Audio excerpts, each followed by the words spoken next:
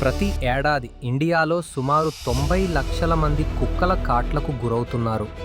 వీటిలో 20,000 వరకు ర్యాబీస్ వల్ల ప్రాణాలు కోల్పోతున్నారు. ఇది ప్రపంచంలోనే అత్యధికం. ఒక జంట కుక్కలు కేవలం 3 నుంచి 4 సంవత్సరాల్లో వందల సంఖ్యలో పెరిగిపోవచ్చు. ఈ వేగాన్ని నియంత్రించకపోతే వీధి కుక్కల సంఖ్య నిరంతరం పెరుగుతుంది.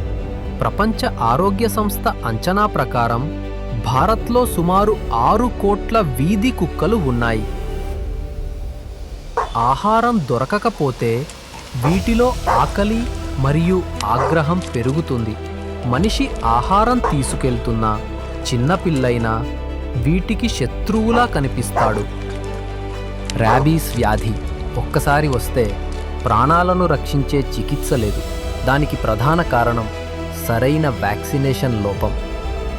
యానిమల్ బర్త్ కంట్రోల్ ప్రోగ్రాం ద్వారా వీధి కుక్కల సంఖ్యను సురక్షితంగా నియంత్రించవచ్చు. జైపూర్, హైదరాబాద్ వంటి నగరాల్లో ఈ విధానం అమలు చేయడంతో కుక్కల కాట్లు 30 నుంచి 40% వరకు తగ్గాయి. ప్రతి కుక్క వ్యాక్సిన్ తీసుకుంటే ర్యాబీస్ వ్యాప్తి ఆగిపోతుంది. WHO లక్ష్యం 2030 నాటికి ర్యాబీస్ ఫ్రీ ఇండియా.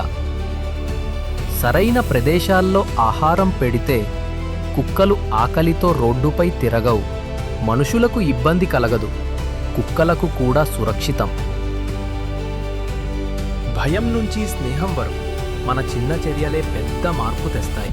సమస్యగా కనిపించిన వీధి కుక్కలు సరైన సంరక్షణతో మన సమాజానికి స్నేహితులు అవుతాయి. ర్యాబీస్ తగ్గుతుంది, భయం పోతుంది, మనిషి జంతువుల మధ్య బంధం బలపడుతుంది. ఏబీసీ మరియు వ్యాక్సినేషన్ ద్వారా 10 ఏళ్లలో 90% ర్యాబీస్ తగ్గించవచ్చని WHO చెబుతోంది. ఇది కేవలం జంతువుల రక్షణ కాదు, మనుషుల భద్రత.